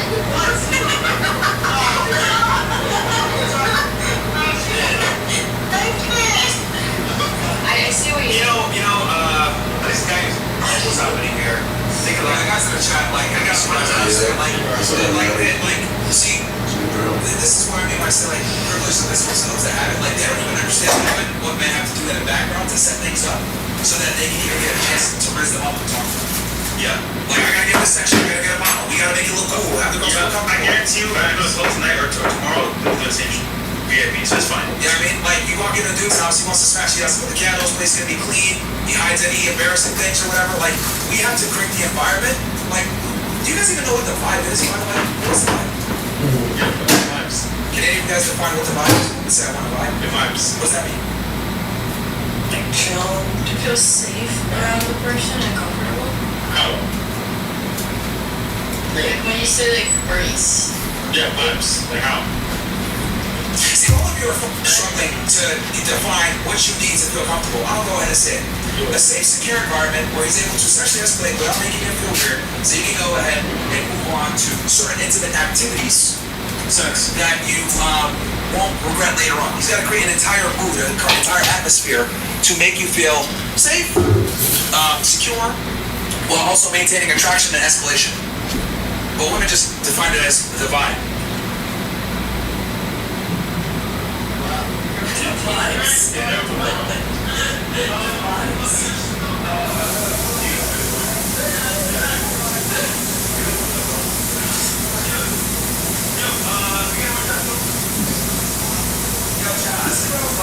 This is a teaching moment for you guys. When I tell you guys that you should never take women seriously or make them the walls, don't care in your religion, whatever. No, this is what like, you literally have to be committed in a relationship and call it like it is. Like, don't let it even think, because if you think, then you see what's going on here. Like, this, blah blah blah. Like this follows every day. And I mean that you can never put it on never put them in a position of power. Okay. Anyway.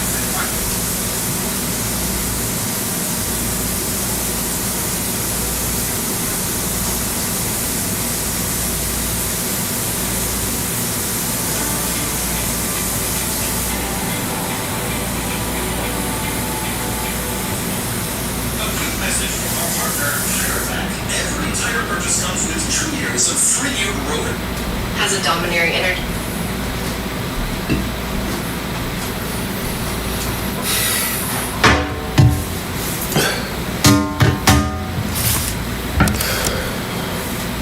Father, I want to thank you for this food that you've prepared for me.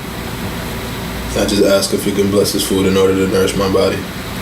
In Jesus' name, amen. About her. So, but their dynamic has worked flawlessly through, they've been married for 25 years now, and my dad respects the fact that my mom can be this sort of like all, full spectrum, so you're telling me wild that woman. Who's the breadwinner in the family? Who's the breadwinner? My dad, but my mom has 3 degrees. She's like, they have a big business. I mean, they have a thriving business. They have a thriving business now. And the reason why they've been married for so long, my dad hasn't cheated, has never even considered the possibility, and he never would. Is because his heart is open. His heart, there's absolutely no fraction of a trust. So you're telling me that you're. Hold on. So you're telling me that your mom runs that relationship and she wears the pants and it's not your father? I guess not. That's not necessarily what I'm saying. What I'm saying is that there's an environment created where my mom is free to be able to be opinionated, expressive, and be like a grown woman. She's not a child. Right, but I can't pretend. Stop for 2 seconds. What I said was the man is the authority, the woman is submissive. You immediately conflated that with she's a child, no opinion, etc. What I said is that at the end of the day, the man is the leader and has the final decision. I'm not saying her opinion is completely irrelevant, but what I am saying is that the man is the final decision maker. Right, so that's not my perspective, but yeah. Well, what you were saying, because then I asked you, I was like, okay, well, that's not how my relationship, that's not my parents' relationship. And I was like, well, who's the leader in the parents' relationship? Does your mom, does she wear the pants? And you said no. So that means that your father does, correct? No. There is no leader. It's sort of just a team. And they've stayed together for as long as possible. I think every team has a coach, every team has a president, every team has an owner at the end of the day. Men and women are not equal, and that's a faulty mindset. So yeah, so there has to be. How is it faulty? They've been married for 25 years. What I'm telling you is that you probably don't know, but there is a leader in that dynamic to some degree. Someone has to have more power than the other for anything to work. There's no such thing as equality, especially when it comes to relationships. As long as the man knows how to lead, there should be no problem following. But the blind you don't like the terms I'm using. You don't like the term submissive. You don't like the term power. You're more stuck up. I am submissive in sexual forms, and I know you're like, oh my gosh, like I do. So it's confusing for me because like I do like a dominant man. I know you're like, well, what the, but like I am submissive, like sexually, and like that's what I like. See, I like this is a domineering man. Stop. That is precisely why women can't be decision makers. You just contradicted yourself 1,000%. But you didn't let me finish my point. No. And I wouldn't have contradicted. No, because what you're saying is on one side, I'm telling you men are supposed to be the leader, authority, etc. Right. You literally just responded, yes, I'm attracted to that. But then at the same time, you expect him to be submissive to you to some degree, and you want to be submissive when you want, etc. Right. Let me tell you something about dominant guys. My way or the fucking highway. I don't care about what you think and all this other bullshit. Like this is why women stay perpetually single. You said that you haven't been in a relationship in a very long time. Chosen. Hold on. Chosen. No. Men choose their relationship. No, trust me, I've had multiple men come for me. Men choose who gets a relationship. Women choose who. Yeah, I don't want them. So what I'm saying is that this. What I'm telling you is that you can't have it both ways. If you want a hyper masculine, dominant, alpha type guy, I hate to use that term alpha. It comes with certain types of requirements. That means you're going to be submissive all the time. You're going to listen to what he wants all the time. And this whole feminist bullshit in your head does not exist. But I would have to disagree with that because I had to see it with my own eyes. I had to watch my dad not be afraid to be. He cannot be emasculated because he is a man. Like he knows it. He's a 6'5" lumberjack. Like, that is precisely why he can't be emasculated. I'm saying it's like men when they're standing firm in their masculinity, it cannot be shaken. It cannot be shaken. It cannot. Okay. Thank you, other ladies at the panel see the craziness right now. No, it's not craziness because you're thinking it's black and white. For me, it's not. I mean, for you, your perspective is black and white. 24/7, you need to submit. 24/7, you need to act like you don't know what's going on. To every divine. I get it. We're counterparts. We're not equal. You cannot be totally about it.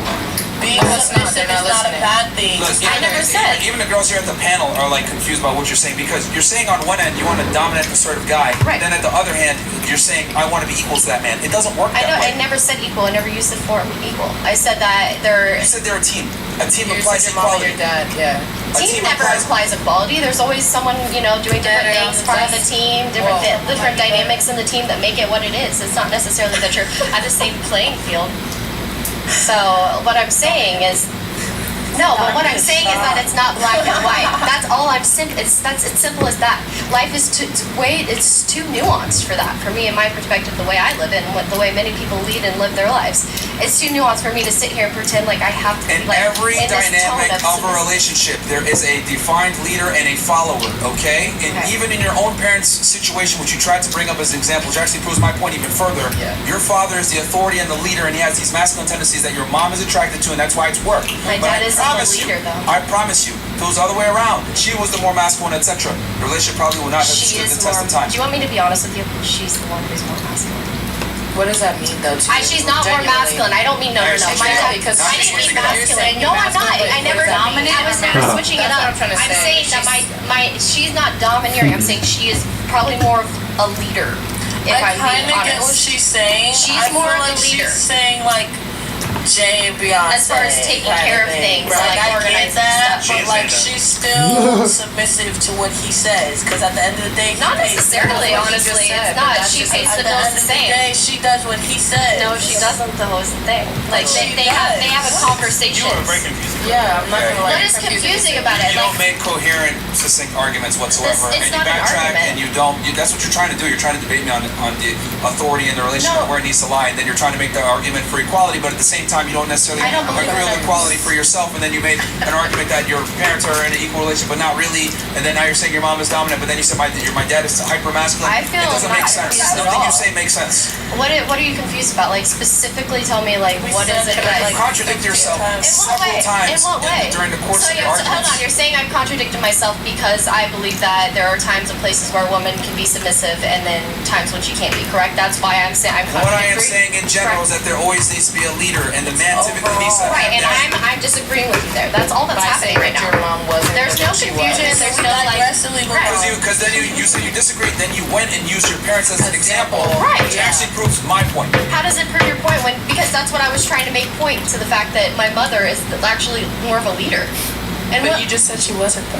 no, I didn't. You guys assumed that I said that. Mom is more no, of a leader, but the backtrack dad the is the video. masculine You said there was I no never. leader. I said that. Yes. You said dominant is You said that she was, and then you said that she was. That there's no lead. You said that your That's mom what I'm was saying kind of because it's like my dad's. I wasn't gonna like underplay like my dad's Say innocence. what it is. Nobody Ask who is the parents in a relationship. I said, does your mom wear Because pants? it would. And then you said no. I didn't say because she doesn't wear the pants. It confused me.